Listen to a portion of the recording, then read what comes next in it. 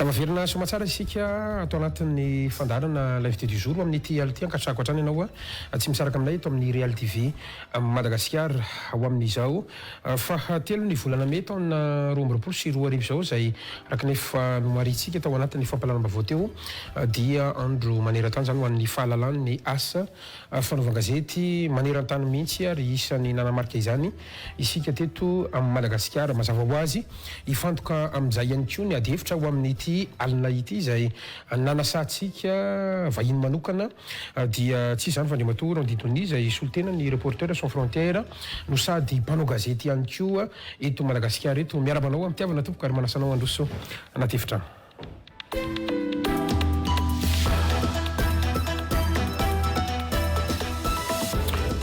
Miarabanao Randitoni ary misotranao ihany koa nanaiky nasainy ny fandarana l'invité du jour eto amin'ny Real TV Madagascar ho amin'ny tia alina ity na izany natrany izy nefa misy ato manokana ve le casse assurance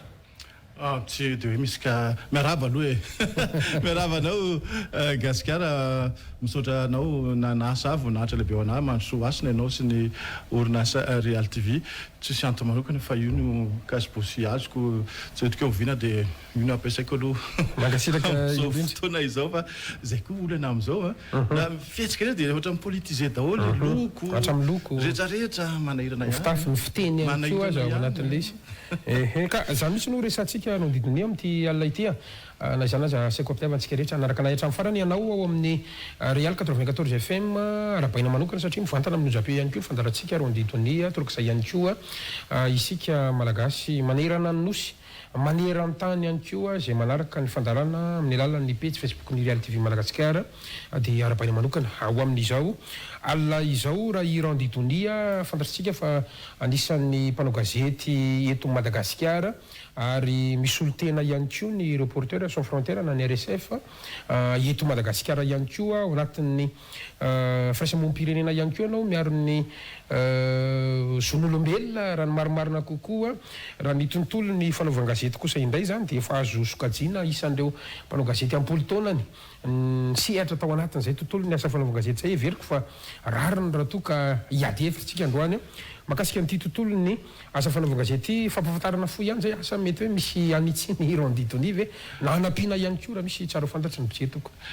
tsisy anampiana na intsy fa hoe fanamarihana fotsiny angamba hoe androany androny telo mi androany androny fahafahany fanaovan-gazety eran-tany dia ny atongavako eto zany amin'ny mampanao gazety ary ny hevitra voako eto dia amin'ny Randitoni ana fa tsisy idiran'izay mety hoe asa zay ataoko any amin'ny sehatra hafa zay fotsiny zany no tiako fanamarihana atao mazavatsara zany mpiandohany mazava zany izy nefa toy ny isan-taona dia mamoaka ny andeha ataontsika hoe laharan'ny firenena tsirairay avy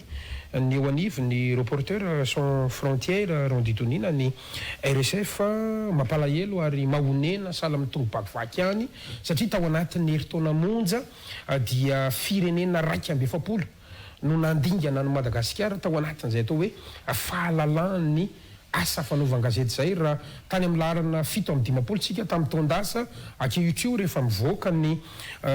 filarana zay avoaka ny rafitra iraisam-pirenena sahala amitony dia any amin'ny 60 no laharan'ny Madagascar amin'ireo firenena 20 am'zato hitanao fa efa any amin'ny ramorambony ihany tsika ao anatin'izay rehetrarehetra zay aloha mety tsy amin'ny Randitoni fa eo ihany koa nefa ny amin'ny mampikambana ny RSF anao te antany hoe sahala amin'ny ahoana moa zany no marjefy andrefesan'ny fikambanana iraisam-pirenena sahala amitony ahafana mamoaka ny laharana sahala amin'izao tompoko tsotra be le izy efa nisy mako fotoana ndray taona zay misy miteny hoe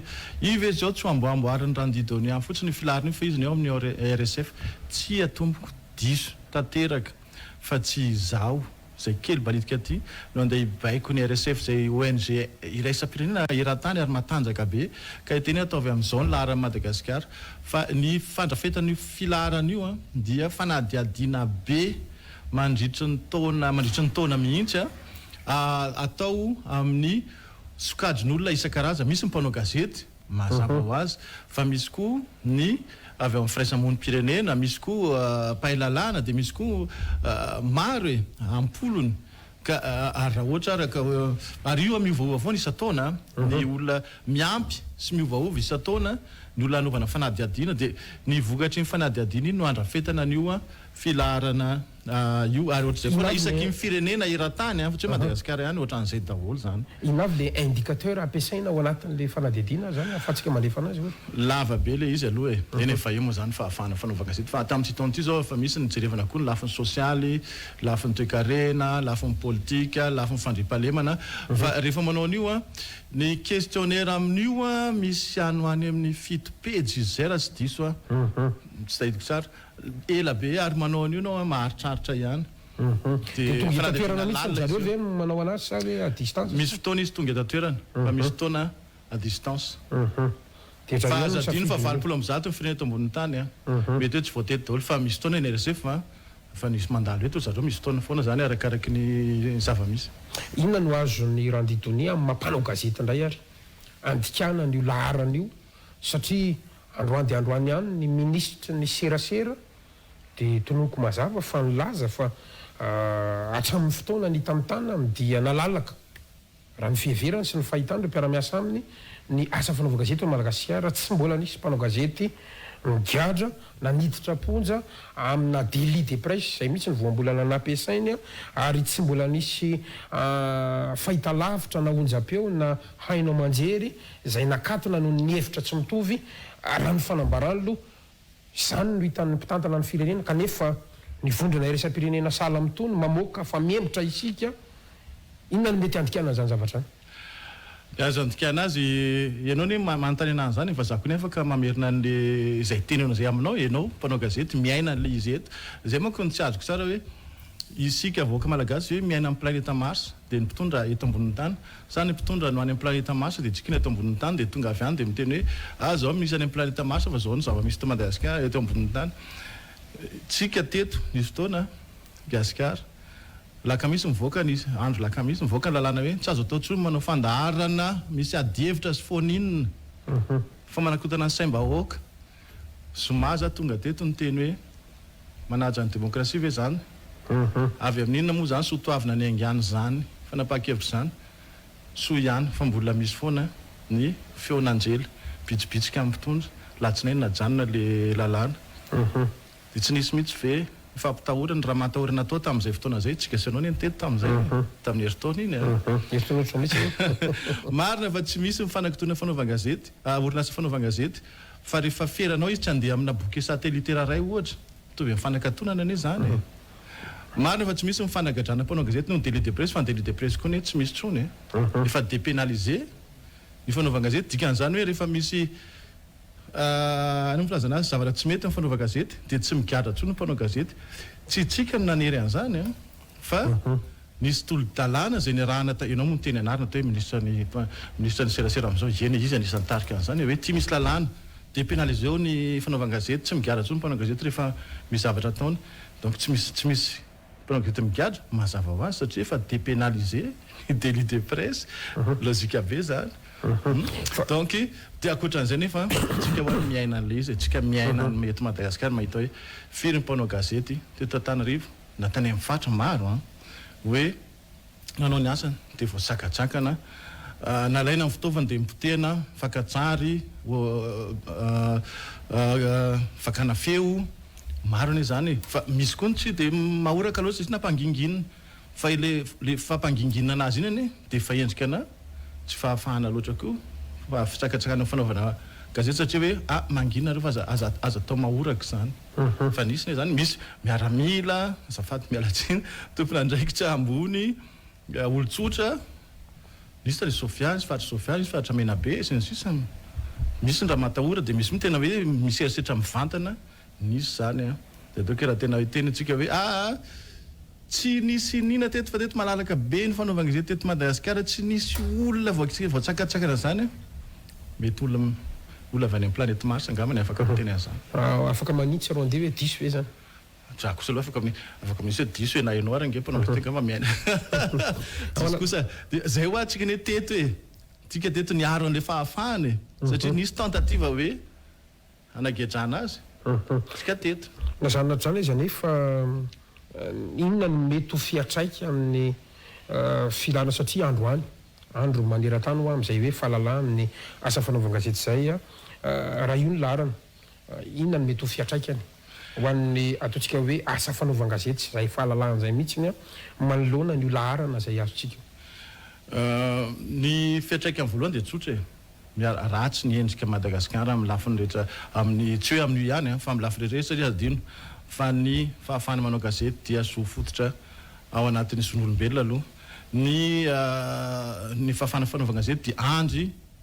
lehibe iankinan'ny demokrasia mitovy amin'ny tany-tandalana mitovy amin'ny fanjakana tsara tantana mitovy amin'ny fanajana ny zon'olombelona noho izany rehefa ratsy ny toerantsika zany dia ratsy koa ny saritsika iran'izao tontolo zao tsotra fotsiny ane zany izy no mitana ny larana telo voalohany amin'ny filaran'ny fahafahana fanaovan-gazety io eran-tany Danemark, Norvège, Suède zay matetika alaitsika foana hoe reto modelina demokrasia tsika matetika manao an'izany eny amin'ny Facebook any hitako misy olona miteny hoe jerevina eny zareo ministra mandeha bisikileta rehefa hiasa ny ministra ny manofa trano reo ny voalohany amin'ny laharany fahalarana fanaovan-gazety satria zareo tany demokratika mazava be zany fa iza kosa amin'ny farany dia ireo tany zay tena tsy démocratique fa tsy lazako hoe autoritaire dictatorial Corée avaratra Iran Érythrée dia mazava be zany fa manimba an'le endrika le démocratie zay dradratsika zay dia tany démocratique ny faharatsian'ny filaratsika eran-tany ary nefa arakarakin'izay koa nefa no misy fiatraikany koa zay amin'ny fifandraisantsika eran-tany na amin'ny ara-toe-karena azy nazanatra izy anefa ho an'ny ataontsika hoe mijery an'le tontolo ny asa fanaovan-gazetsika ronditony lasa manahirana mantsy maheno an'le hoe amin'ny Liberté Presse tena marina zay satria ny lalàna zany zay navoaka zany dia hoe tsy misy mpanao gazety mikatra fa ny olana nge androany mpanao gazety le olona fa any amina pénal na sala amin'izany no anendrehana ny olona ary zao to misy an'ity le anabaka na ny cybercriminalité ty nisy any tena fitaovana mahomby eo ampilatana ny fanjakana ataontsika hoe aneritrerenana zay tontolo ny asa fanaovan-gazety zay ankolaka dia mitovy an'le adihevitra ny amin'ny hoe gadra politika sy hoe mpanao politika migadra ihany be dia be ny hitatsika reny tontolony hoe madiko dia nanaovana olana le mpanao gazety ohatr'izany reny misy mihitsy naratra ny mpanao gazety be dia be ny ohatra ny raisinao teo dia androany zany teny raha tena miresaka nyty resaka hoe dia Liberté Presse lalàny ty ary zay eto manararoatra mihitsy ny fa hatramin'ny 7 ny Real TV no nandefa dossier amin'reto bouquet satellite reto hatramin'izao dia tena hoe tsy mahazo antaninao ny tompona ndraiky dia fantatrao ihany any amin'ny mpitondra fanjakana zay ny tiako lazaina ao anaty lizana didony hoe rehefa tena mijery ianao fitahana amin'izay le resaka vocabulaire zay le vahoaka inona no mety ho fiatraika an'izany any amin'ny tena hoe fahalalany ny asa fanaovan-gazety marina eny zay le teneko teo hoe ny azontsika antenaina angamba satria lalàna foana mako mifototra misy ny loi sur la communication médiatisée misy ny code pénal raha ny tena marina dia Liberté Presse tokony anatin'ny loi sur la communication médiatisée fa tsy tokony any amin'ny code pénal fa io zany ho zako hoe miankina amin'ny fitsarana koa zany miankina amin'ny tontolon'ny fitsarana hoe tena manao ny asany tsara ve zareo miady hoe meo falevateny zay sy ny sisa dia tsika zany mpanao gazety tokony miteny hoe ataovy tsara koa ny asanareo satria miankina amin'izany ireo nge mifameno fanaova gazety sy ny fitsarana mifameno zay so manko pouvoir zay le pouvoir telo exécutif législatif judiciaire dia tsika moa zany symboliquement hoe 4e pouvoir fanaova gazety satria za aloha mahita hoe marina mety misy tsika menomena hoe betsaka amin'ny fitsarana koa ny tontolon'io koa ny maloto sy ny sisa za aloha mahita kosa fa ny akabeazany tontolon'ny fitsarana mbola betsaka ihany ny magistrat sy président tribunal mbola manao tsara ny asany dia encouragena reny za mena tokony omentsika courage tsara mba hanohatrany ny asany amin'ny ala mahitsy satria raha vao reny koa zany no mivilana dia tena potika tery Madagascar za mahita hoe zareo mbola mitazona le cohésion sociale eto aloha hatramin'izao betsaka ny ohatra ny jerevana hoe impiry moa zao ohatra hoe Clémence Raharnirina nisy ny tory hatramin'izao mbola tsy mety vo foana izy zany tiako tena hoe tsy tratra foana nitanjo le mpitory mbola afaka foana izy satria angamba mbola misy mpitsara sy fitsarana mbola azo atokisana mbola tsy endra le fitsarana maloto aloha tsaiko anao rehefa sendra fa enganeka tsy ho sendra zany ka raha iverenantsika le asa fanaova gazety mihitsy ohatra hoe andrahoatra zany tsika tamin'ny andron'ity ministre ty nge fa nisy an'izany arfina eriso zany mikadra amina lohateny gazety kanefa ny hoe entina tamin'ny resaka Facebook de cybercriminalité de ohatrohatr' zany dia ny filoha ary roa taona ohatra zao mihitsy nanao fanambarana mezinezina hoe avoaka ty mpanao gazety ty satria 3 mai androany ao anatin'ilay fanambarana ohatra ray zany de efa niresahana foana hatramin'ny resaka hoe Roly Mercia sy salamzany fa hoe mpanao gazety tsy resaka asa fanaovana gazety no idirany ihany ka le zay le endrika manipulation zay mihitsy ny tiako antanina Randitonia ao anatin'le izy politika daholo politika be le izy mety maharatsy politika maloto zay moa antsika rehefa politika maloto de politika avolenta na ratsy tsy mety zany fa io zany manipulation araka tena zay hoe aforoninao le besoin misy zavatra aforoninao de rehefa hoe mamorona olana ianao zany de rehefa misy olona avy any mamahan le olana anjely mpamaha olana mety ohatran' zany izy ohatr' zany zao le hoe arfina foroninao le olana de rehefa de misy miteny hoe alova avoaka izy farany raha ny fahitany Randitonia azy hoe malalaka ny mpanao gazety manao ny asany eto Madagascar tena asa fanaovana gazety ve ny ataon'ny mpanao gazety eto Madagascar misy mpanao gazety tena manao ny asany ka fa hoe tena malalaka ve averika any fa sarotra amin'ny tenen'izany ary io nefa oka kosa aloha azava Gasikara tsy akory avy amin'ny fitondrana ihany ny hoe tsy mampalalaka ny asa fanaovana gazety eto fa maro ny antony mety mahatonga an'izany eo aloha ny finiava amin'ny fanjakana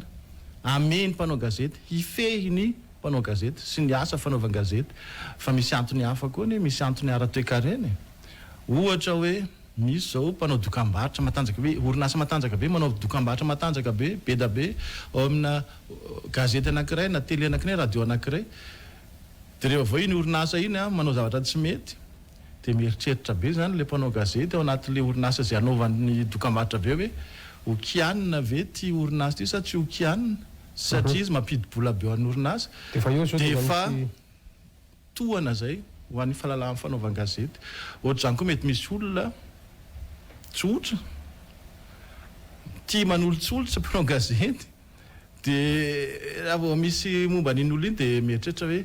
tianany hoe namany aloha tsy de asiana loatra efa tohana ho an'ny asa fanaovana gazety zay de anisan'izany koa ny tontolo ny fanaovana gazety koa azadiny fa ny orinasa fanaovana gazety tena mbola sahirakisiriny any satria maro any tsika ty moa zany olana amintsika ty tsy mba misy hoe miankina amina diplôma le asa fa miankina amin'ny nino moa zany fitiavanao an'le asa sy ny traikefanao amin'ny fanaovana gazety zany misy mpanao gazety manana CEP de misy mpanao gazety manana doctorat fa tsy za de vokatr' zay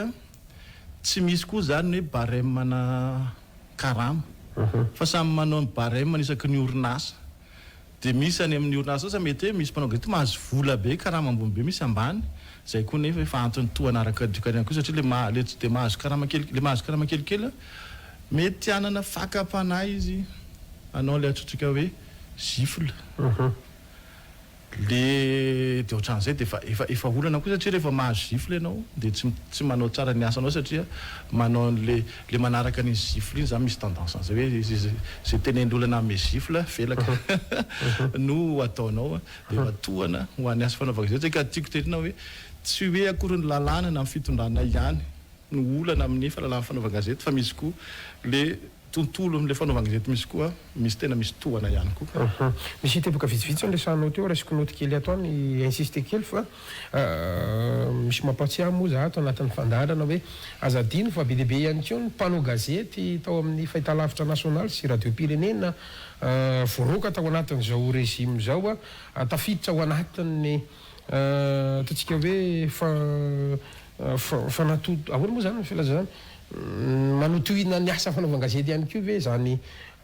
trango zany Randitonia ampitaitsika ihany fa raha miresaky tsika anisany tenena zany anisany ao anatiny ihany ministera ny serasera eto Madagascar raha ny fahitanao azy nitondra inona ho any zany atao hoe tontolo ny asa fanaovana gazety zany io rafitra na département anankiray ao anatin'ny fahefana mpanatanteraka io zay fantatritsika tsara fa ny mpanao gazety dia manana ny atao hoe olo-lavitra zay ataontsika hoe mpia azy mpanaramaso azy ary manampy azy fa ho anao manokana mitondra inona ho atsika ny fananatsika an'izany atao hoe ministera ny serasera zany hatramin'izay zay saika mpanao gazety foana no ny tanany zany andraikitra ministra ny serasera zany satria andeha lavitra gasikara ny dia tsotra ny teniko ary efa teneniko ombenombeny tsy voe androany akory zany za mpanao gazety antsoratra amin'ny ankapobeny efa nao tele koa za efa nao radio fa mpanao gazety antsoratra amin'ny ankapobeny ary ny teny mandalo fa nysoratra amin'ny toetra ary efa nyteneniko ombenombeny fa raha za manokana tsy ilaina ho azy zany ministera ny serasera zany tsy mila an'izany satria ny ministera ny serasera ny fisiny zany dia fa endrika hoe te ifehan'le fanaovan-gazety ianao zay voalohany maison pas tsy mila an'izany ny serasera kolotsaina tsy mahina ministera ny kolotsaina eny atao satria misy fandarana sy tokony atao sy ny sisa fa ministera ny serasera tsy mila an'izany fa hatramin'izay dia fanagetrana ny fanaovan-gazety fotsiny zay fotsiny zay ny everiny fa ho an-tsainy hoe mety atao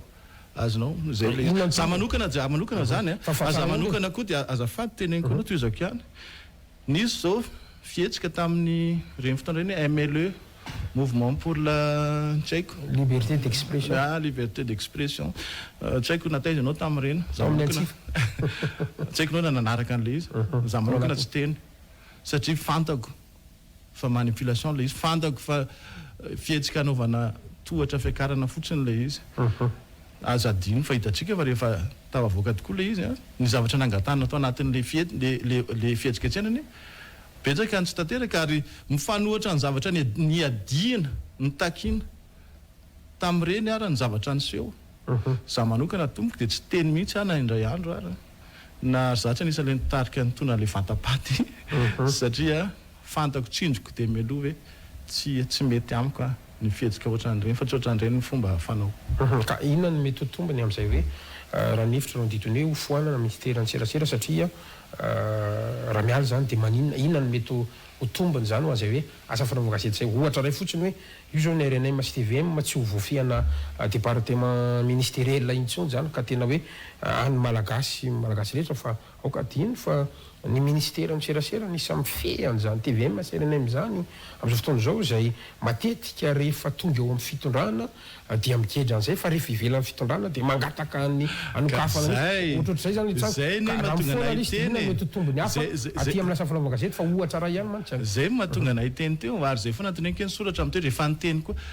roa sy roa arivo nisy fihetsiketsena be teto 2002 dia efa nanoratra hitatsika any anaty gazety any zany niteny tamin'izay fotoana zay hoe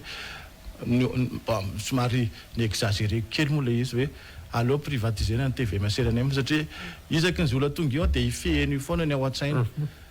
tsy eo amin'ny fitondrana ianao izy anao hoe afao omeo fahafana ny RNM sy TVM efa azonao amin'izay le fitondrana ianao ihany gejainao indray izy isaky zay olona zay ne ny olona eto Madagascar zay olona tsy eo amin'ny fitondrana dia mahafantatra ny abidian'ny démocratie sy ny fahafahana fa rehefa tonga amin'ny fitondrana ianao le ataoke agegena nataon'le olona ny enjehanao iny ihany ny averinao ihany rehefa aveo dia zay ny olana eto dia za miteny hoe tsisy olana mihitsy n'izany azotsika mena endrika epika ny TV maserana amin'izay izy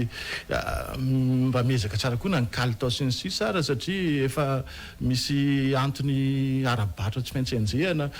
azo atao koa manangana fa misy ny ohatrany hoe vondrona anankiray ohatrany hoe régulation fa misy zany ARM fa misy ny ARM fa misy ny arteka fa misy ny zany fa amafisina kokoa sy ambanao tsaratsara kokoa dia ireny afaka miréguler ny asa fanaovan-gazety fa tsy mila ministera zany ary anatin'era misy solotenana olona be da be misy fiarahamonim-pirenena misy fanjakana tsy manina dia misy fanaovan-gazety olona maro anisa zany maro loha ndray mivondronao dia amin'izay hitako hoe mety ho tsara kokoa ny kalitaon'ny fanaovan-gazety amin'izay fotoana zay fa raha hoe ministera ray no mibaiko hoe mandeha akavia dia tokony andeha akavia rehefa tsy mandeha akavia tsy zay diso ianao dia tsy mety zany anisan'ny manakana ihany koa an'izay atao hoe fahalalany asa fanaovan-gazety sy ny mpanao gazety zay ronditony ny tranga zay misy eto Madagasikara eto satria rehefa tena manoratra raha mpanao gazety an-tsoratra ianao somary manotohana mpitondra na manotohana olona anankiray manam-pahefana dia matahotra le mpanao gazety ohatrohatr'izay ihany koa ny aty amin'ny fahitalavitra sy ny onjam-peo sy ny sahala amin'izany tiako tenenina hoe ny rafitra io zany museum zay mety ho rafitra rehetra ny rafitra sy ny lalàna misy eto Madagasikara ve amin'ny rond-didoni mahavita tena miaro an'le mpanao gazety ao anatin'io asany io zay ny teneniko foana zany nge adisony na inona rafitra eo nina lalàna eo ny fanontena tsy hoe mahavita miaro ve fa ny fanontena de hoe matoe anao matahotra mpanao gazety matoe anao te hifehan'ny mpanao gazety de zay le teneny misy ohabolana malagasy sa fomba fiteny ve zany hoe mana ny mpanao ratsy azonao fa raha madio fo ianao tsisy olana mandeha lala mahitsy ianao amin'ny zavatra ataonao tsy mpitondra ihany tsika manko miteny foana hoe mpitondra foana tsy voatery tsisy tokony atoranao mpanao gazety zany zay ny teneniko any amin'ny tany démocratique Danemark, Norvège, Suède malalaka amin'ny fanaovana gazety satria zareo tsy matahotra nizanizy any amin'jareo ny raha mandeha restaurant ny ministre de aseho amin'ny internet rehefa ina daholo no haniny de ohatrinona ny zavatra laniny tao de ny olona rehetrarehetra sy toainy tsiraidray afaka mijery hoe zao ny nataony tao de madio ny olona tsisy atahorany an'izany mpanao gazety zany satria izy mandeha mahitsy fa ny olona matahotra mpanao gazety de ny olona mahana fa misy zavatra tsy mety ataony ny olona kely mantsy eo amin'le hoe misy tompo-pahefana eto ka tsy haiko hoe le fomba fitondranan'le fahefana le tsanga mantsy rond-didoni ny tena manahirany misy mpanao gazety jerevy tsara reo dossier tena nafapana saika ireo malagasy any ampitan-dranomasina masaha mamoaka anazy any amin'ny tambadrotra serasera sy ny Facebook fa rehefa azo ny mpanao gazety eto le izy dia hitanao zay misy an'izay le hoe fatahoran'izay satria zay le hoe fomba mahazatra amoronana dossier hitanao anoany zany tena réalité zany amintsika ny fampiresako sa ka zao no mahatonga an'izany tsotra be bon afaka manao aloha ny any an-dafy satria any zany lalàna tsy manenjika anazy sy ny sisa malalaka sy ny seto amintsika zany na zay nge de mbola mandisy foana koa le fila zany hoe malalaka ny fanaovana gazety zay tenenao zay de efa midika hoe tsy malalaka fa matomo ny olona ny vilany zay tsy mpanao gazety koa ary ny sasany fa olo tsotra de afaka miteny zao zao satria malalaka any fa eto tsy malalaka matoa zay zany de fa tsy azo dikevitra hoe tsy malalaka eto matoa ny olona tsy afaka manao an'ireny eto fa mahatonga n'iny tsotra tsika zany ary io fototra ny fahalovana rehetra eto Madagasikara io teneniko na io na resaka fahalalahana fanaovana gazety na io na resaka kolokolo na io resaka tsy fandrotsondra de satria zao le izy gasikara misy fitenena ohabolana malagasy hoe rehefa nona ny kibo de mivezivezy ny fanahy fa isika ela loatra tsika nona ny kibotsika ka hatramin'le fanara lasa nona am'izao rehefa nona ny kibo vezivezy mifanahy fa mbola mifanahy foana mibaiko ny kibo fa rehefa mifanahy ny nona de mivezivezy ny kibo de lasa ny kibo indray no mibaiko mifanahy ka rehefa ny kibo mibaiko mifanahy mifanapaha-kevitra ao zany tsisy fanahy tsony fanahy maolona de zany olona fotra eto Madagasikara zao nona mifanahy maro na mpitondra na tsy fatiko maro mpanapaha-kevitra isan-karazany nona mifanahy zany mahatonga an'izany tenao zany anamboarana dossier anaovana zao mihitsy nampitehanao satria tsy amin'ny fanahy tsony no misaina tsy mirezaona amin'ny fanahy fa mirezaona amin'ny kibo zany ny olona eto Madagasikara maresaka kibo ianao moa dia mba tiako resahana kely ihany koa ny kibon'ny mpanao gazety rond-didoni nalaza tamin'ity herinandro ity vao tamin'ny lahady ny filopenena anao kabary mezinezina ampiakatra ny karama ny mpiasa-panjakana sy ny sehatra tsy miankina ekena fa misy mpiasa amin'ny asa-panjakana sy amin'ny sehatra tsy miankina ny mpanao gazety fa le amin'ny akapobeany mihitsy ny mba tiako anotany iny mba aiza ho aiza ity tontolony ny ataontsika hoe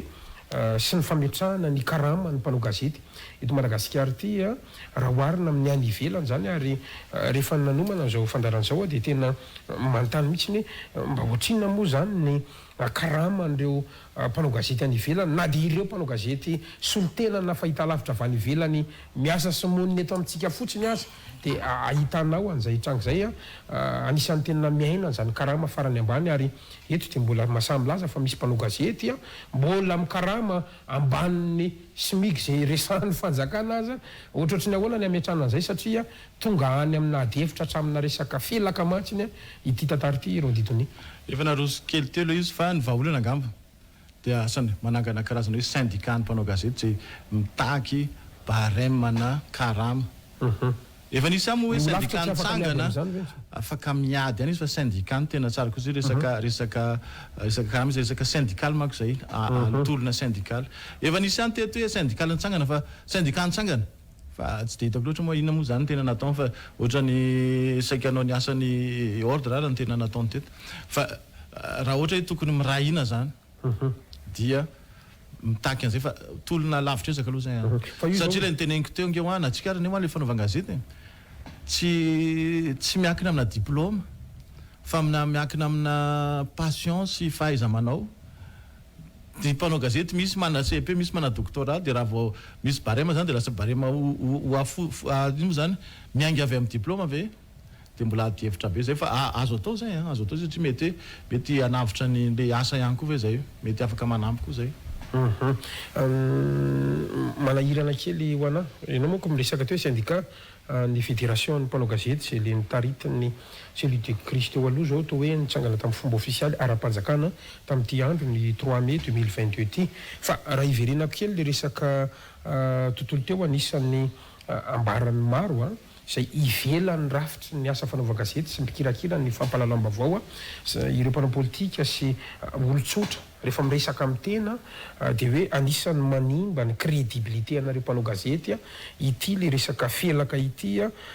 manaratsy endrika ny asa fanaova gazety raha tsy ivina tantara fa ino mantsy izy io dia tena hoe solopré omena ary amma hoe solopré azy zay zany dia tsy misy hoe omeo an'izao dia zao fa kanefa nyraisin'ny olona amina endrika ratsy izy androany ohatrohatry ny ahoana ny fahitandra andidonia ty tontolon'le hoe felaka ty ohatsy ny ahoana ny fihezana an'io mila foanana avy io mba ho tafaverina zany crédibilité zany sa ohatsy ny ahoana ny andikandra andidonia an'izany tsy hoe manala ny mpanao gazety gasy raha miteny an'izao hoe ny felaka tompoko dia misy era-tany aza mieritretrika hoe fa any amin'ny tany mandroso mieritretrika hoe be karama mpanao gazety amin'ny tany mandroso sy ny sisa zay aloha fa mbola adihevitra koa aloha zay satria le nipetraka sy ny kely manko relativa ihany na mipetraka ho an'ny hafa mety kely ho an'ny hafa misy io gombo ny anarany saina any Afrika izy zay dia misy koa na any France fa niendrika ny no samy hafa azadiny fa mifelaka tsy voatery ho vola ihany hoe ty misy vola fa mifelaka koa mety hoe za zao nanontany mihitsy satria any nyfariha tamin'ny mpanao gazety namana ny ivelany zany mpanao gazety ohatra ray fotsiny raisiko hoe izy nianjaro manko fa spécialisé be fanaovana gazety eto amintsika zao mbola généraliste be fa nianjaro ohatrany izy mpanao gazety moa zany mifototra manokana amin'ny fanadihadihana ny tontolony fanaovana fiarakodia fanamboarana fiarakodia journalisme automobile fotsiny zany zay fotsiny ny azy dia izy dia risaky misy tomobile mivoaka ohatra amin'ny Citroën ohatra mba tsy anonona anarany dia omeny zareo tomobile izy ty ho anao anaovanao essai zay zany hevitra anaovanao essai mba ahafahanao mamoaka article momba an'le tomobile vaovao fa raha ny tena ambany karazana felaka ane zany satria zany ny mpanao gazety ohatra zany tsy mividy tomobile izy mana tomobile vaovao foana tena karazana felaka ane zany ohatra ray fotsiny zany teneniko zany ary na any koa raha misy an'le hoe mahazo avantage manokana ianao rehefa amin'ny eo anatria ampitondra sy ny sisa misy daholo ane zany fa nefa zako dia nitiako tenenina hoe sarotra mame an'izany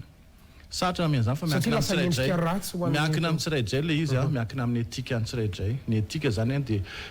le fihetsikanao manoloana toetra raha anankiray hoy izy ianao hoe amin'ity toetra raha ty raha misy olona manolotra vola andray avy miankina amin'ny etika ny tsirairay za kosa mahafantatra mpanao gazety miteny manapa-kevitra za tsy andray vola dia miankina amin'ny tsirairay fa io ahera-tany tsy hoe tsika rery raha ohatra ka miresantsika zany rehetrarehetra zany raha ny fahitandro andidony tena mahitsy le fanontaniako mbola azo sokajiana ho 4e pouvoir ave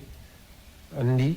mpanao gazety eto Madagascar ny resako. Ty averika any miankina amintsika mpanao gazety. Rehefa tsika manay koresy mifelaka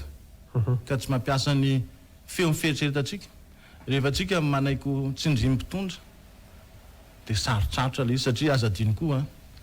sarotra mihitsy satria azadiny koa fa ny orinasa mpanao gazety rehetra orinasa tserasera rehetra ny ankabeazany dia misy tompony izay mpanao politika dia misy le antsoina hoe ligne éditoriale. Tsy haiko 5 ny orinasa tserasera eto angamba dia anampanao politika daholo. Dia eo koa zany mbola olana be anankiray ary zay koa saka ny tohana koa ny fahafahana manao gazety satria hoe rehefa amin'ny orinasa tserasera ana mpanoana fitondrana ianao dia misy tendance hoe tsy resaka momba ny zavatra tsy metimety mihitsy fa manafosafo foana tsy manao gazety tsony ianao zay fa communication ny ataonao. Rehefa amin'ny orinasana tserasera mpanohatra ianao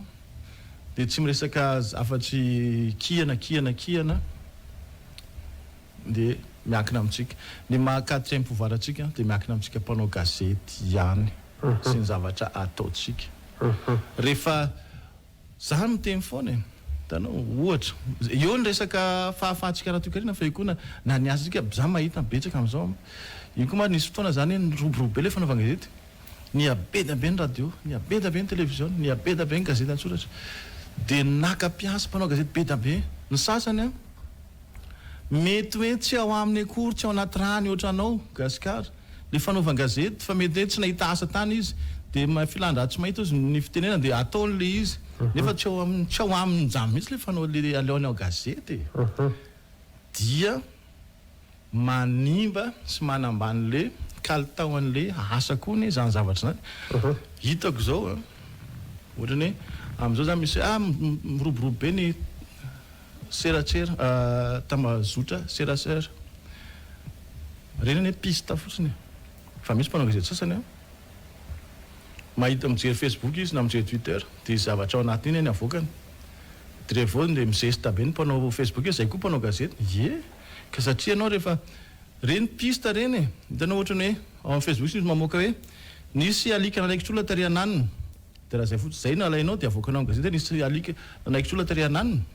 dia tsisy dikany fa tokony ataonao hoe manadiady ianao fa izy lolonkakeriny fa alikan'izy ina ny rasy noviana zany fa nanizy nanaikitra romitra izy sasy tokony alalininao amin'ny mampanao gazety ianao le piste avoakan'ny olon-tsotra any amin'ny Facebook fa raha tsy zany tsisy mampiavaka anao amin'ireny olona reny tsisy mampiavaka amin'ny mpanao gazety amin'ny olon-tsotra dia lasa mizesta ny réseaux sociaux hoe zay koa mpanao gazety fontsivy kely any moa zay tao amin'ny page Facebook tao ny amin'izay atao hoe etika sy déontologie zay ary zay le hoe atao anana mpanao gazety raha oharina amin'ireo mpisera moa ny atsoko azy ao amin'ny tambazotra serasera ao randitony zay tsy maintsy resantsika androany hoe manomboka mahazo vana ao ny tontolo ny internet amin'ny alalan'ireo tambazotra serasera maro samihafa izay everina ihany koa mety karazany hoe misehatra amin'izay fampitamba avao zay raha miresaka tsika ny asa fanaovana gazety sy ireto tontolo ny tambazotra serasera ireto azo everina fa menasy ho an'ny asa fanaovana gazety sy ny mpanao gazety ve izy io ahoana no mety fahitany randitony an'izay fivoarana eto ny asa fanaovana gazety fa eto ihany koa izay tontolo ny réseaux sociaux zay tsy menasy zany mihitsy tsy tokony hampatahotra zany io antsika mpanao gazety fa manampy ary izy zany zavatra reny zany tokony piste zany angefa zay teny ankeny source d'information tsy dia tena samy tena hoe loharano loatra fozaka hoe piste tsy tokony anavahana ale satria raha ohatra zay le teneniko teo ny zavatra avoakan'zareo matetika ny zareo hoe tsy mpanao gazety zareo aloha tsy manaraka ny lalàna mifehantsika rehefa mamoaka vaovao fa fantatro ihany le hoe 5W plus H zareo koa tsy manana etika zany sy déontologie amin'ny mpanao gazety fa izy olo-tsotra tsisy raraina zany etika sy déontologie amin'ny média zany etika sy déontologie amin'ny journaliste zany tsy miezaka izy ny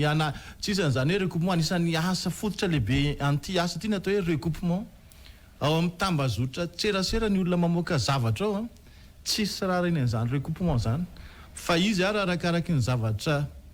mety hoe ataoko farango sosina hoe mampime vao mainka atiny vao mainka aparitany nefa tsy voatery marina ka izy tsisy vakily loha am'zany resaka recoupement zany dia ianao mampanao gazety ianao tsy mitovy am'izany ka ianao manao recoupement ianao mampiasa ny 5W plus asa ianao manana ny déontologie éthique donc tsy misy tokony atorana ny tambazotra tserasera fa atao ke mifameno ary angamba no azo tenenina anazy fa raha mbola manao ny asantsika tsara sika fa tsy hoe maka fotsiny copie-coller ny zavatra misy ny amin'ny réseaux sociaux tsisy tokony atahorantsika an'izany zany zany izy nefa anisan'ny misy fiatraikany any amin'ny ataontsika hoe fampandrosoana ny firenena ny fiainam-pirenena ny tontolo ny démocratie ity tontolo ny asa fanaovan-gazety ity ho an'ny randidoni amin'ny manokana inona no mety ho anjara asany zany na inona ny fahefana nanany zany asa fanaovan-gazety zany raha tsy jerena raha tsy ivona amin'ny tantara teto amin'ny firenena androantsika mifampiresaka anao ahoana no mety ho aviny zany ihany koa manana misy fiatraikany be eo amin'ny fiainam-pirenena foana ny fanaovan-gazety amintsika matsy mitenanao hoe ara-tantara sy ny sisy iny ary tsika afaka jerena tantara maka ohatra fotsiny tsika zao reny tsoka vao hoe sy ny tara reny ka zay afaka mandeha lavitra be tsika tsy maninona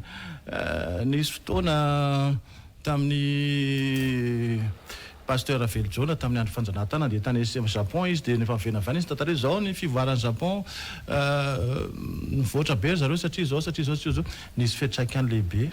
teo amin'ny malagasy ny alahatsoratra ny gazety navoakany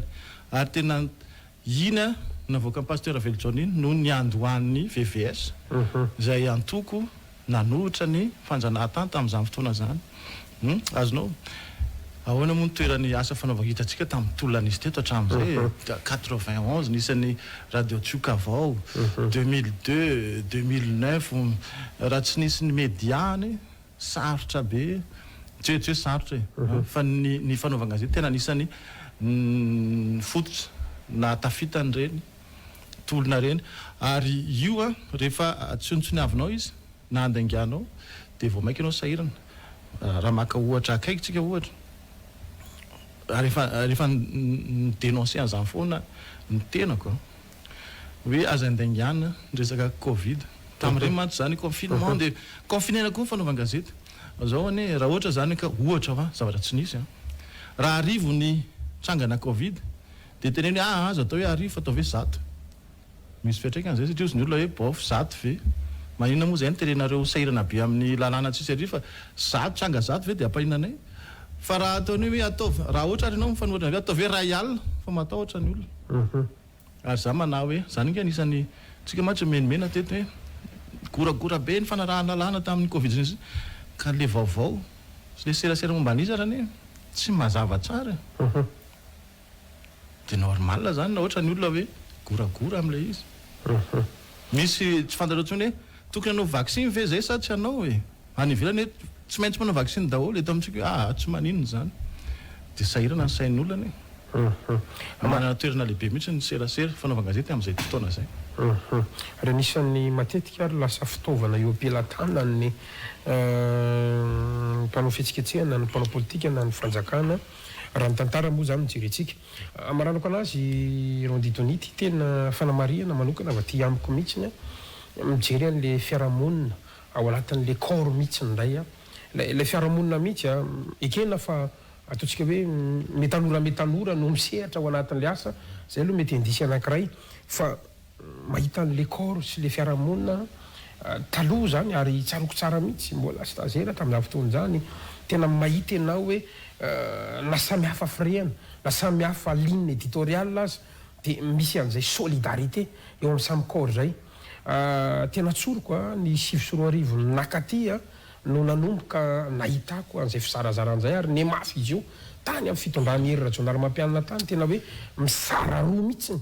lay mpanao gazety ary hoentin'lay lasa fanatismany amin'ny freina politika aza dia raha misy mpanao gazety anankiray zany fa iny hoe tena vororoy amin'ny asa zay ataony dia miombina mpanao gazety androandro raha misy mpanao gazety anankiray dia misy mpanao gazety mijoro ohatra dia ohatra ray tamin'ireny fananganana ny OGM reny randidoni misy mpanao gazety manohitra hoe tsy mety io fa amboary aloha io dia lasa ndray misy mpanao gazety ajoro mihitsy ny anohatra an'iny dia le samy ato amin'ny corps no abidina ao anatin'izany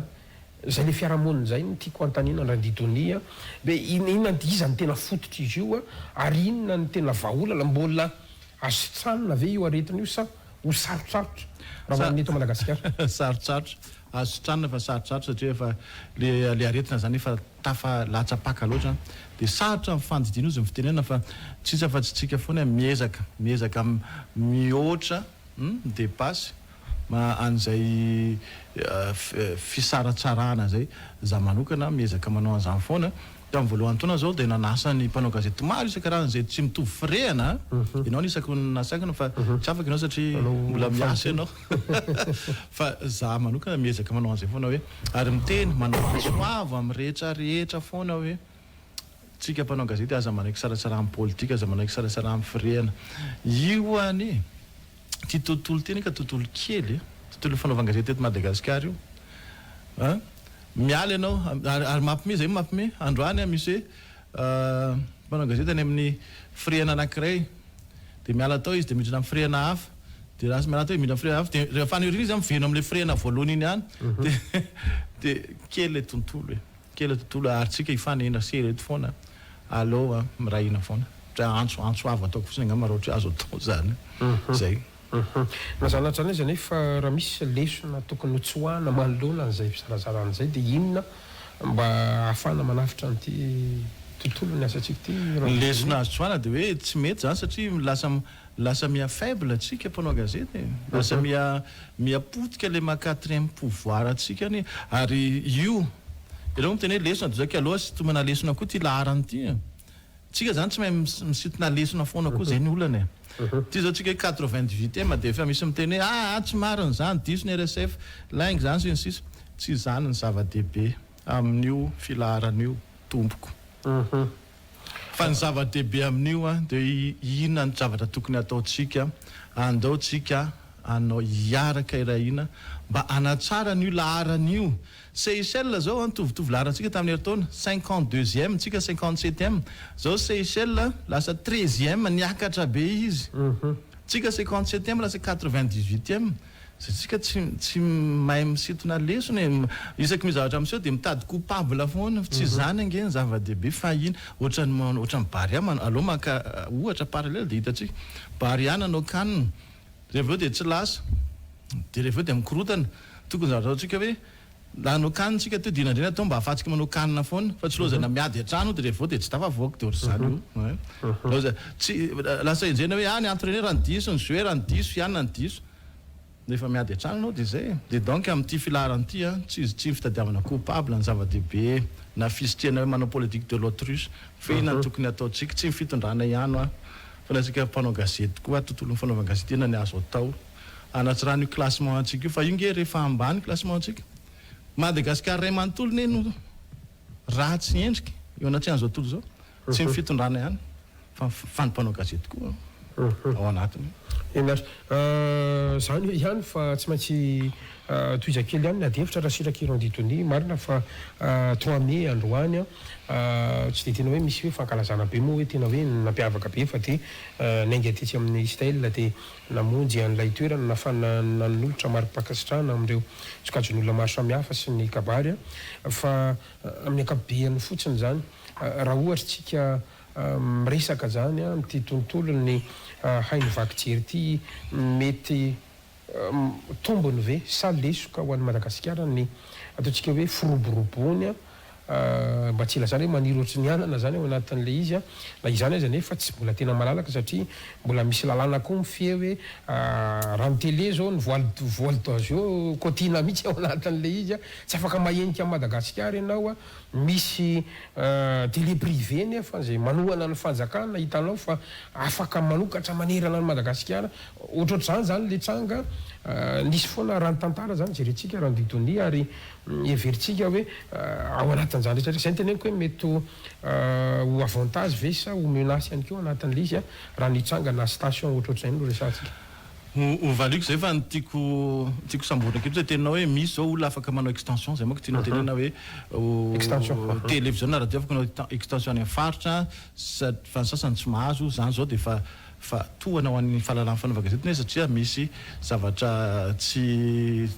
équilibré tsara dia fa maharatsy ny filarantsika foana nge zany zay foana nge tsika mako dia fa mahina larantsika ohatrany zay ne anisany anisany koa ohatra hoe io raha ny tena sotra dia zao raha ny tena marina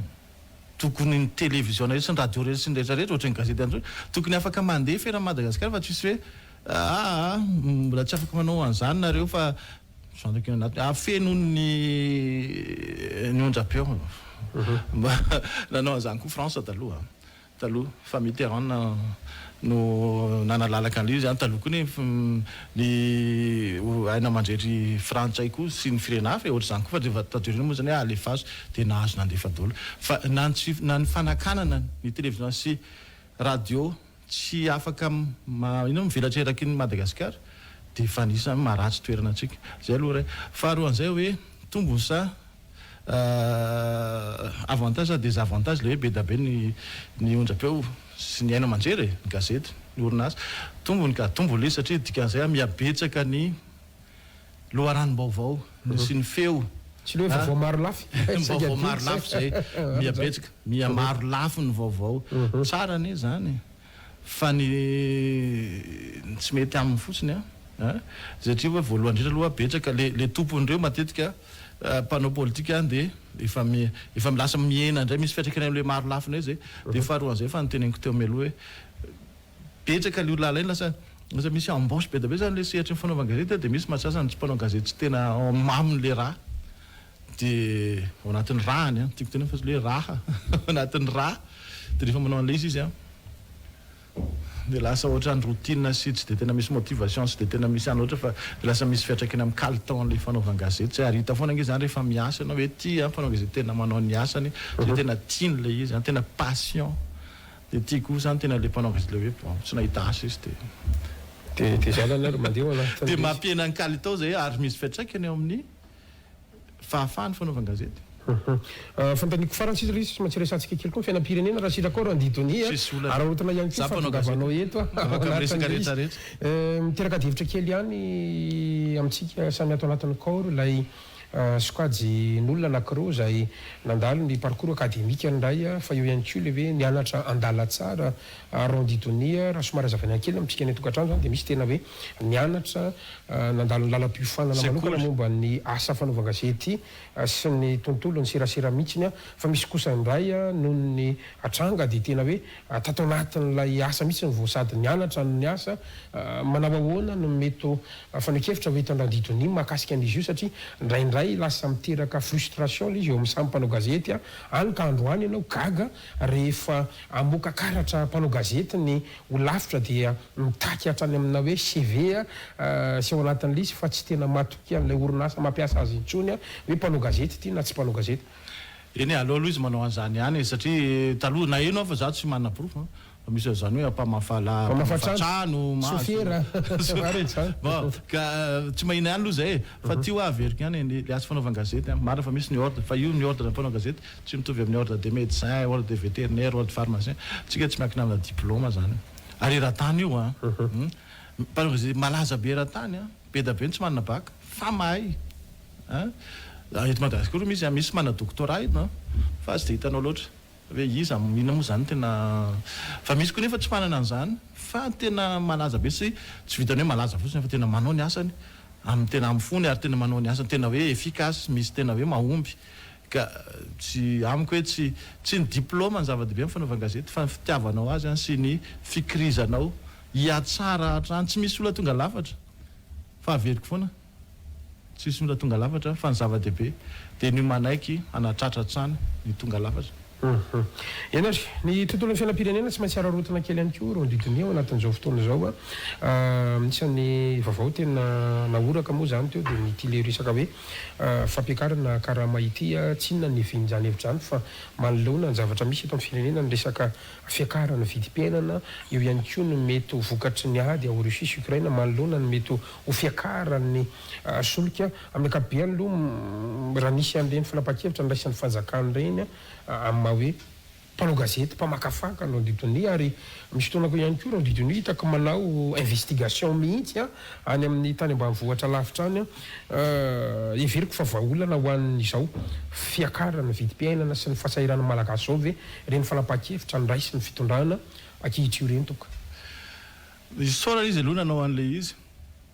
satria zay ny hita amin'ny famety fa ny olana fotsiny hoe zany ary mipetraka ombenembeny hoe aiza moa zany le vola anatanterahana an'ireny ny fampiakarana ny karaman'ny mpiasa-panjakana tohatry ny efa hita soritra ihany tao amin'ny loi de finance fa le tsy miankina ity zay omena 3 alina isam-batan'olona aiza zany ny akana azy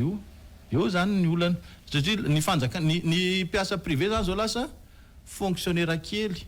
satria mandray vola avy amin'ny fanjakana dia mifantena mipetraka hoe tsy voamaika aveo rovotra amin'io ny kitapo-mbola mpanjakana satria firy moa zany mpiasa privé eto ary io nke tsy privé tsy hoe miasa amin'ny usine ihany fa zadino fa eo koa misy koa ny pasteur koa misy ny tatsara eny nge mba mpiasa ihany koa amin'ny secteur zany primaire secondaire tertiaire iza zany mahazo an'io dia ny fanjakana ve araka anome 3 alina part eto na mpanao gazety koa anatiny araka anome any mpiasa tsary 3 alina isam-batan'olona mety misy ihany ve teknika tetika anatanterahana le izy fa tsy mbola navoakany zay tsy fantatsika fa manahirana io manahirana be io zany ary satria na anamafy ny le lavaka ao anatin'ny kitapo-bola mpanjakana na atsika andeha hitrosa efa matetika mpampitrosa vola sy banque mondiale aloha ny breton-otra tsy dia tia loatra le subvention ty le subvention tsika mentsika ny jiramary efa voabety foana tsika matetika hoe inatany fanazavana misy satria subvention ny atao amin'io manao ahoana le secteur informel mihitsy zay anisan'ny tena maro anisa eto Madagascar ireo mpiasa tena na meto formel ihany koa ary izy manoloana an'izay trangana fampiakarakaramoa saika adinodino ary varintsika kanefa anisan'ny maro anisa ihany koa izy ireo manerana no zany lesako zany fa tsy neto Antananarivo ihany ka zay mihitsy fampiteny le teny teo lasa izy karazan'olona roa zany sokajin'olona roa eto Madagascar miasa eo aloha ny mpiasa-panjakana efa eo fa misy koa zany mpiasa privé zay lasa mpiasa-panjakana tsy tapa-kevitra fa satria mpiasa-panjakana izy men'le patron privé vola fa omeny fanjakana vola koa ke izy karameny fanjakana sotrany karama nge zany karama iko meny fanjakana karama izy dia eo le informel tsy misy asa ny vahaolana angamba satria raha miteny foana kiana foana koa tsy mety fa ohatra ke aloha asina vahaolana mahina moa tsika raha manangana ohatrany le pôle emploi ohatrany France reny mba irecensena ny olona tsy mahanasa rehetra sy mifanohanao zany ny olona manana asa sy ny olona tsy manana asa dia ampifanojona dia hoe reto daholo ny asa misy dia reto ny tsy manasa izy anareo ny afaka te hiditra ao ohatrany ny stylena pôle emploi any ivelany reny zany dia zay hitako hoe zay zany ary reo koa fomba ampidirany secteur informel ao anatin'ny formel koa izy amin'izay fotoana zay anisan'ny manahirana ihany koa eto Madagasikara mba te amin'ny tany satria nareo anisan'ny miara-miasa amina fikambanana iraisam-pirenena ary tsy heviko teo hoe misy ihany dia ny sehatrasa hafa toy ny ironditonia makasika an'ity le hoe trangana akolokolo zay anisan'ny membotra ihany koa lara Madagascar raha ny Presse internationale ihany koa mamoaka ny antotanisa amin'ny ankapobeny inona no mety tena ataontsika hoe olana fototra raha ohatra zany ka miresaka aretintsika dia tena ilay virus mihitsiny mahatonga ny Madagascar tsy mety tavavoaka no itsika ao anatin'ny firenena mahanitra ve sa inona no mety hoeverin'ny ironditonia antony mahatonga an'izay ary azo sitrana ihany koa ve izay virus zay tokoa firenena mahantra ve tsika dia tsy maintsy ahatra koa zany fomba fisainatsika ngamba tsy dia zay le izy fa zay ho fanteneniko teo aloha hoe rehefa noana ny kibo mivezivezy mifanahy fa rehefa noana mifanahy efa ela loatsika noana mifanahintsika dia mivezivezy ny kibo dia lasa tsy mirezaona fa tsy amin'ny kibotsika rehefa ny kibo no mirezaona dia raikitra ny kolikoly sy mifanodikodinan-javatra isan-karazany sy mifanapahan-kevitra tsy voahevitra io ne tsy voatery hoe mifandraisam-bola ihany atao hoe kolikoly na hoe zavatra tsy mety fa hitanao ohatra hoe raha anao lavoara ohatra na anome fanampiana-tsavony dia hoe tsika tsy anao lavoara ary amin'ny fokotany ihany fa io tsy mifidy atsika zay fa tsy mety satria mifitondrana zany dia natao ahasambatra ny olona rehetra ahatsara mifiaina ny vahoaka rehetrarehetra fa tsy misy hoe ty fitondrana ny antoko zao na zao raha ohatra koa ianao fanampiana atsika zany mampalahelo fanampiana traboina dia misy fatra sasany tsy omena tsy tsy namantsika fa aty ihany no omena dia efa tsy mety ne zany fa karazana kolikoly ihany zany fa injustice aloha dia zay lefa le misaina mikibo zay satria seza égal vola égal kibo dia misaina mikibo ianao rehefa tsy misaina mifanatro ony tsy zany angeny tokony hitondrana anazy io fa raha misy an'izay volonté zay mety ho afitra ihany Madagasikara zay iza ny olona manam-panahy iza mbola olona manam-panahy eto ka tsy misaina mikibo fa mbola afaka misaina mifanahy ny vorinazo nadala ratsy ry Gasikara fa ny adala azomborona mbola ratsy kokoa eo enkindray zay voambolany zay fa nazana trany satria misy raha vao mahita adala azomborona ianao aloha mitsoka aloha mitsoka fa rehefa le adala lasa inspiration surtout raha manana pikoba izy ny tanany eny aloha mitsoka zay le adala azomborona aloha mitsoka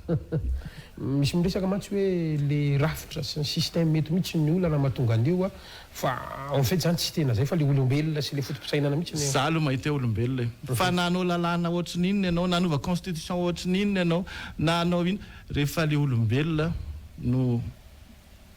tsy misy fay tsy tafavoaka zany tsika fa n'inona io na constitution ratsy ohatry n'inona rehefa l'olombelona ny tsara tafavoaka foana satria ary zay koa ny olana angeta amintsika rehefa manao zavatsika manao lalàna antsoratra tsy mieritreritra lavitra tsika fa mamoaka lalàna izay voafetra ino moa zany vanim-potoana ray ianao rehefa manao lalàna zany dia mieritreritra any amin'ny taranaka faramandimby hoe ty lalàna ty dia aritra mandrakizay 100 taona 200 taona fa tsika rehefa manao lalàna dia hoe ty lalàna satria metimety amin'izao vanim-potoana zao dia atao dia vao lasa le vanim-potoana iny dia fa mila lalàna hafa indray constitution zay tsika efa impiry niova nefa fa leva tena 80 taona ny amerikana firy taona izy 200 taona tsy niova mihitsy satria izy nieritreritra lavitra ny code électoral isaky mihetsika ovao nefa ny toerana nge miveriny ny toerana miverina androany izy ovana x raha izy ovana y raha izy z rehefa miverina x andray satria tsy mitsenjo lavitra tsika tsy manao zavatra aharitsika tsy manorina mba aharitra ohatra ny lalana eto Madagasikara manamboatra lalantsika vita lalana tena mialatriny fa misy kosa zany afaka ray volana simba le lalana dia ohatran'izay koa fanamboarantsika ny fahasimbany amin'le afaka ray volana mbola ratsy kokoa no izy le simba tamin'ny voalohany rehetra tsy aritsy iny fa ianao ihany koa anisany misehatra ao anatin'izay hoe tontolo ny zon'olombelo zay anisan'ny tena tepoko mba tsy diako kely kosa nga marandritony ireo voafonjatsika izay maro sy mihoatra lavitra amin'ireo andetontsika hoe efa voaheloka ireo mifonja tsy zay mbola tsy voatsara tsy nandalo fitsarana akory amin'izao fotoana izao zay mety resaka hoe zon'olombelona tepoko anankiray resaka fa eo ihany keo ny zon'olombelona amin'ny akapobeany mihitsy eto Madagasikara eto zay anisan'ny marefo ihany koa ny ataontsika hoe ny antotanisa ho an'ny Madagasikara afaka mitondra hevitra very mandritony hoe inona sy navy ireo sehatra ireo ary inona ny antony mahatonga an'izay zavatra zay eny anisan'ny tena hoe tatoato mitsidika fonja maro ny tenako Manakara Mazenga maromaro ary amin'ireny fonja reny dia tena intelo ny capacité d'accueil ny olona ao anatin'le fonja zany fa ny antony reny dia zao satria eo aloha ny politique pénale ny lalàna ne nantena manatona ny principe dia fahafahana fa ny fitazomana ny détention zany exception tranga miavaka ny fitazoman'olona nefa ohatra mitady tsy dia tena zay loatra izy ohatra le fitazoman'olona tena lasa mitady ho principe fa ny fahafahana no exception fa eo ny politique pénale fa eo koa zany dia tsy fahampy tena zay kosa aloha tena fananadady fa tena tsy ampy ny olona misahana ny tribunal mpiasan'ny tribunal be da be ngeny toereto Madagasikara tsisy tribunal azonao district tsisy tribunal dia mankany amina district hafa izy rehefa tokony tsara ohatra fotsiny zao toerana anankiray zay tsy teneniko ilay izy ao amin'io toerana io misy criminel migadra anatin'ny figadranao be da be nefa tsy misy cour criminel amin'io toerana io raha tsy indray mandeha isa-taona dia reo voagadra no criminel reo zany tsy afaka ihany fitsarana mihitsy tsy indray mandeha isa-taona dia mameno ny fonja izy ao anelanelan'izay fa raha mba imbetrabetraka ohatra maromaro ny cour criminel no misy dia mba betsaka ny olona voatsara satria tsy ampy le olona tokony anao an'le izy le mahatonga anazy tsy ampy aloha tsy haiko a fa zay fa io ihany koa misy an'ity le resaka le hoe MD systématique ty anisany mampitaraina ny olona ihany koa ino anjara asany mpitsara tsy kanefa tandremo a fa tiako samborona zay fa zay le nyteneniko teo raha tena marina ny liberté ny principe fa ny détention no exception fa tandremo fa misy politique pénale fa tiako tena any amitsika lehilahy misy politique pénale ohatra zao hoe hitanao zay manko ny fotoana zay nanao campagne momba ny violence basée sur le genre le herisetra mifototra maha lehilahy na maha vehivavy fa ny politique pénale amin'izao fotoana zao raha vao misy fitoriana ka VBG dia ny politique pénale hoe MD systématique tena MD systématique ka tandremano atsika lehilahy na vehivavy koa ary satria ny vehivavy koa misy manao VBG amin'ny lehilahy fa tena za mihitsy dia zay anisan'ny politique pénale zao raha hitenitsika hoe ratsy hoe zany sarotra be satria VBG tokoa aloha manahirana kanefa ho ampiarina le izy vao maika mampitombo an'le olona migatra dia tena ry sarotra amin'ny fandidiana ankoatran'io le tontolony voafonjy io aizany tena hitana lesoka be amin'izay tontolony tsy fanajana ny zon'olombelona ho any Madagascar manokan'izay ro ditony ny erisetra ny olona matanjaka sy manam-pahefana rehefa miteny hoe manam-pahefana tsy voatery miaramila gendarme polisy ihany misy zany hitantsika tatoato manam-pahefana civil fanam-pampianatra aza za miteny anao fa nisy tranga anankiray hitanay ary tena nampalelo anahy tsy adiniko mandraka zany mpampianatra nahita ankizy naditra ozy le ankizy dia mivelesiny tamin'ny amin'izao mbola misy foana mikapoka tsy manko amin'ny kolotsaintsika mbola misy teny aloha nga kapohany ny ankizy eny ary kapohany tamin'ny règle vie ny lohan'le ankizy fa taterina le ankizy zao miajamba foana vokatry le kapoka dia nefa le ray aman-dreny ankizy mahasahirana mpamboly dia tsy afaka mitory makaiza le mpampianatra koa matanjaka arovan'ny ambaratonga ambony isan-karazany dia ohatran'izany zao ohatra tena tsy fanajana zon'olombelona tena enjana be anisan'izany koa ohatra nisy accident na fiarakodia tao anatin'ny accident io olona maro naratra nisy ankizy kely zay tadidiko ny teneniko tapatanana le izy lohany karandoariny sokatra hatramin'izao tsy mihidy satria niala teo mihitsy zany le karandoa tsy mihidy le izy dia rehefa makany amin'ny tribonaly dia ampifilafilain'ny tribonaly ampifilafilain'ny polisy mametraka plaintany amin'ny gendarme ampifilafilain'ny gendarme satria matanjaka ny tompona tomobile dia raha tsy namana mpisolo vava zay tena nanao ina moa zany filazana zany tsy viverina eny zany na solo vaikany akala no tena nanampy le fianakaviana dia saika verimomoka tany zany hoe tsy nahazo assurance tsy nahazo inina mbola ady izy hatramin'izao mbola tsy vita le rara dia saika tavela tany fotsy zany le ary betsaka ny raharaha ohatra zany eto Madagascar olona voan'ny accident satria matanjaka ny tompona fiara matanjaka ny eo amboniny dia verimomoka satria le olona voan'ny accident olona voaka madinika le fampijanina amin'ny voaka madinika ataon'ireo manam-pahefana sy matanjaka anisan'ny tena enjana be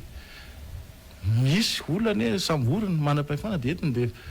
rehefa tsy mahame volana azy dia tifiriny zany ny be da be koa ety zany tena tsy fanajana zon'olombelona mampalahelo be ary za manaroatra hoe zany no mahatonga ny hoe lanio ny lalàna mifehy ny mpiarany zon'olombelona loi sur la reconnaissance et la protection des défenseurs des droits de l'homme et des lanceurs d'alerte izy io dia efa nilokaloka amin'ny fanjakana malagasy tamin'ny antsoina hoe examen périodique universel EPU 2017 sy 2022 ifarana izy amty ifarana ny EPU dia nandrisina izany tenitsika tsy maintsy lanina mandritra an'io période io lalàna momba ny défenseur des droits de l'homme hatramin'izao izy mbola tsy lany rehefa isy fivoriana zao manaraka examen périodique universel amin'ny manaraka tsy maintsy voakapoka zao ny tanantsika satria hatramin'izao dia mbola tsy lany tomboka io lalàna io fa mbola ny anaty tiroaran'ny ministera any le izy tsy maintsy voakapoka tsy maintsy zay koa akoatran'ity filarana fanaova gazety anaratsendrika atsika eran'izao tontolo zao ny tsy fisiny sy ny fandaniana io zay efa nilokalokantsika tao anatin'ny EPU 2017-2022 Mihetsikesikekely fa fito volana sisa dia tapitra ny 2022 any fanjakanany mila mila mihetsika hoe mihetsika be tetezo ministera mba aza dia miany fotsiny tena mihetsika be mamatsim-bolana ivelana mihetsika be mihitsy gasikara mihetsika be mihitsy fa tena misy blocage be a ao fa bon fa nga misy malana intérêt amin'ny anakanana zany ka matahotra ohatra ny fatahoran'ny fitondrana ny mpanao gazety no atahoran'ny fitondrana lanceur d'alerte sy ny mpiaro ny zon'olombelona asy tsy tiana hoe misy idirany amin'ny resaka zon'olombelona kanefa loha hevitra tena safidiko manokana ihany satria mety hisy fandraisany ihany rodidony tranga tena eto Madagascar manokana za tsy hiteny hoe ny fanjakana dia manapa-kevitra amin'ny alalan'ny Facebook na ny fitsarana dia manapa-kevitra amin'ny alalan'ny Facebook fa misy voambolana izay tena lasa ny foronina mihitsy ary izy foroniko mihitsy hoe rehefa ry manam-pahaizana sy ny tribunal du Facebook no manameloka na olona anankiray amina tranga anankiray dia miomana fa tsy maintsy higadra in'olona iny rehefa ny tribunal de Facebook no manafaka na manafitra olona anankiray dia ho afaka iny olona anankiray iny rehefa ny Facebook no mialerté amina tranga anankiray dia miazakazaka ny fanjakana solorotra zany asa bidibe mitranga ohatr' zany ary rehefa condamné-n'le Facebook dia tena hatramy farany tsy maintsy taraiky iny olo iny ninninina zavatra ary tonga hatrany amina resaka présomption d'innocence ary tafiditra ao anatin'io tontolo ny Facebook io manahoana ny fahitany randidoni an'izay zavatra zay voalohany aloha mihevitra amin'izay ve aloha randidoni tsy mety zany ka za tsy mihevitra an'izany tsy mety zany tsy mety zany ka tsy zay le fa io fantanika hoe mihevitra amin'ny fisiny zany fa tsy hoe le tena misy zany tena misy zany tena misy zany kanefa tsy mety fa tandra vadikoditra amin'le vanim-potoanantsika nefa zany vanim-potoanantsika amin'izao zany vanim-potoana ny fisehosehony ivelany ny rehare ny buzz dia tafatry roboka daholo tsika rehetra dia zany mahatonga zany zavatra tenenao rehetrarehetra zany ka tsy mety zany fa mila arenina fa io koa ny olona misaina ny olona azafady lasa raha vao mitena zany tsy mety zany teneniko zany tsy lasa ohatran'izay misugérer misy olona tsy misaina diso alatsiny anetin'le elan fa ny olona tena mamakafaka tsy tafiditra ao anatin'izay fandrika zay ary mbola misy zany tiako tenena mandradidony nisy fotoana asa dîner ngambany iny erahana tamin'ny filoham-pirenena tamin'ireo mpanao gazety sy ny Tony Ndatsoratra sy ny patron de presse nisy fotoana efa saika tafiditra tany ny ady hevitra hoe tokony ho fihezina ve ity Facebook ity sy ny sahala amin'izany ka zay mantsy no antony ametrahako an'izy satria hoe haitsika malagasy ve ny mampiasa an'le izy haitsika ve ny profiter an'le izy sa vao mainka hanimba le firenena mihitsy ny resako fa tranga ohatra vitsivitsy zany na adisonany hoe ife an'zy na ife an'ry azadino fa Facebook aloha tsy atsika fa ny Mark Zuckerberg iratany io ny Twitter zay fa lasa ny Elon Musk sy ny sisa ary ny firenena zay niezaka ny fehany io dia tsy nahafehany io misy tany zay tsy tononoko anarana zay tsy mamela ny Facebook Twitter Yahoo YouTube any aminy kanefa nyponina ao aminy dia mampiasa Facebook sy Twitter sy ny sisa fa satria mahita fomba foana zany ny olona idirana amin'ireo na amin'ny lalana VPN fotsiny misy atao hoe VPN tsy voafehanao zany io ary io ane marina ny tenenao misy ny tribunal ny Facebook misy ny olona manao ratsy sy fa zao eto Madagascar telo tapitrisa io angamba mampiasa Facebook sa zany tsy miresaka ny Twitter Instagram LinkedIn sy ny sisa firy ny olona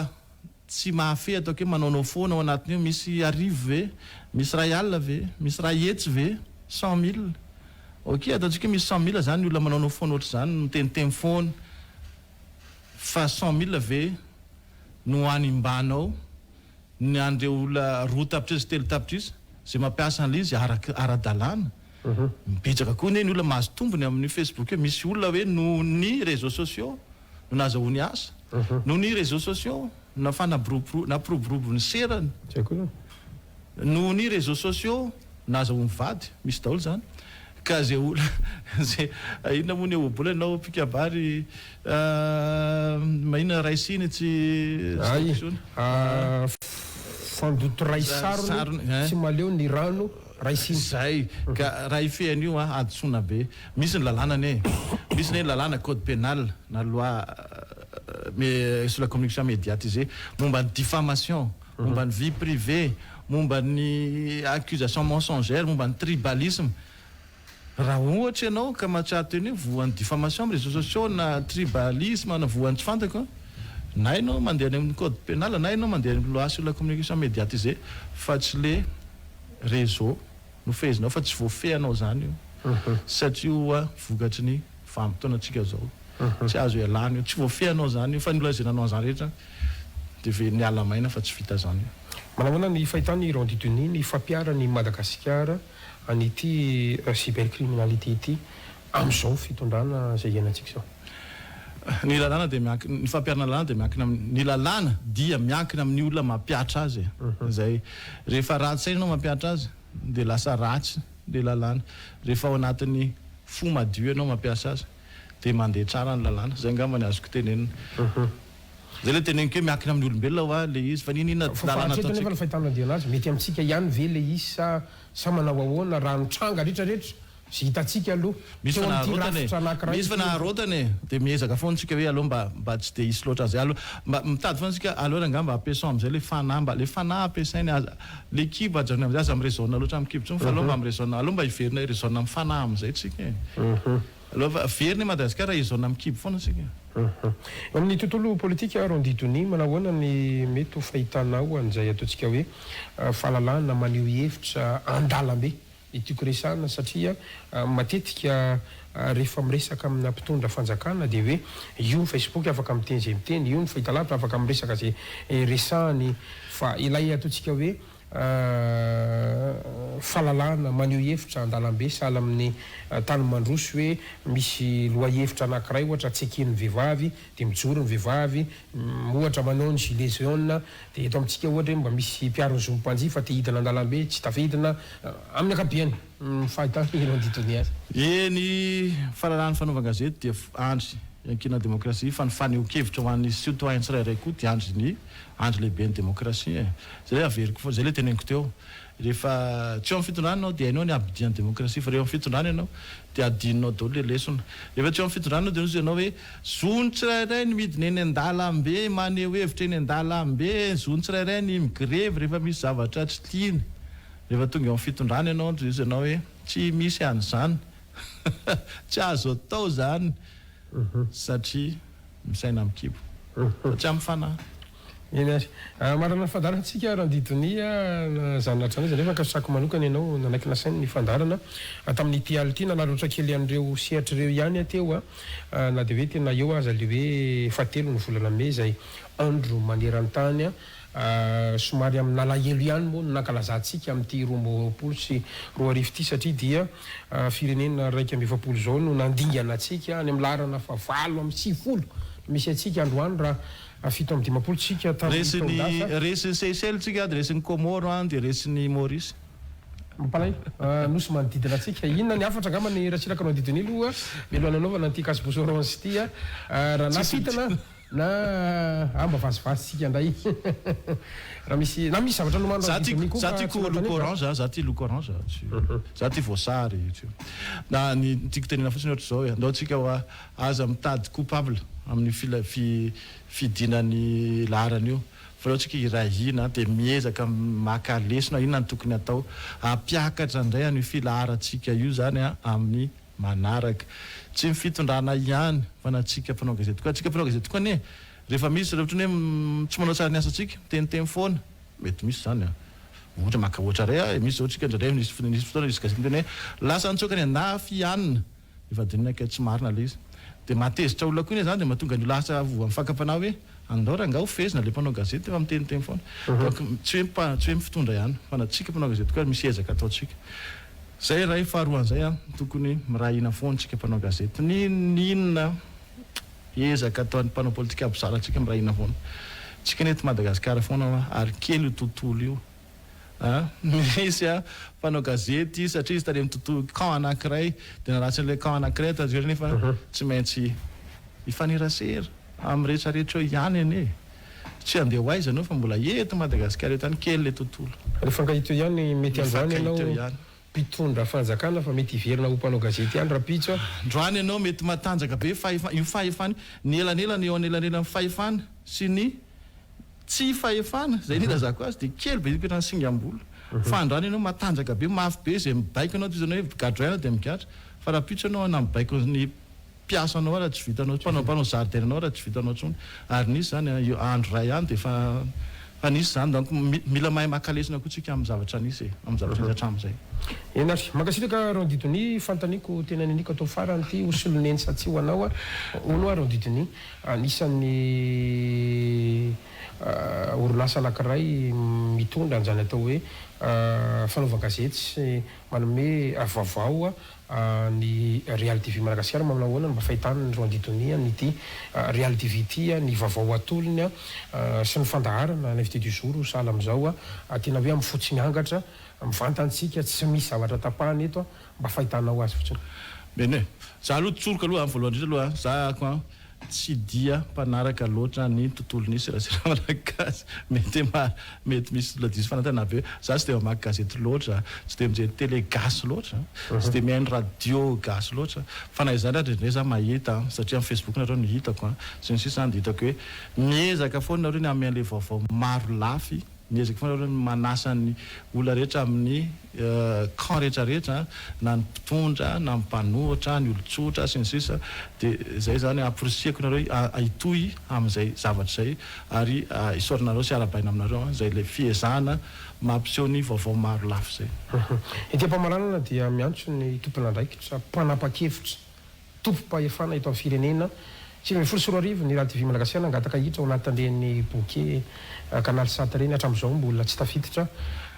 no mba isaina amin'ny fanahy hoy rondidony tao anatin'ny fandarana ka tafiditra rany misy avoakany zareo e tsy resantsika iny dia makasitraka atsika rehetra niaraka taminay mirahalahy tamin'ity aly ty mpanao gazety moa ny tafiaraka rariny loatra raha mba ao anatintsika mamaranatsika ny fandarana mirary alina finaritra ho tsika rehetra ary mametraka ny veloma manatafa mampiapitsy indray tao misaotra anao Gaskara dia misaotra Real TV dia misaotra tsika koa mpanaraka ny Real TV nanjoy hatramin'ny farany ny fandarana makasitraka tompoko marampitafy ary tompoko lasy tompoko vavy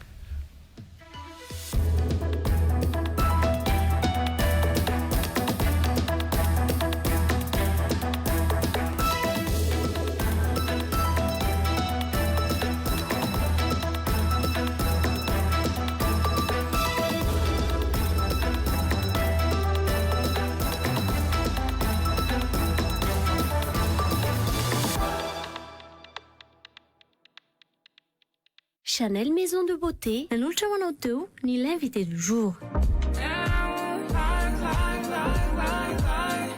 Chanel,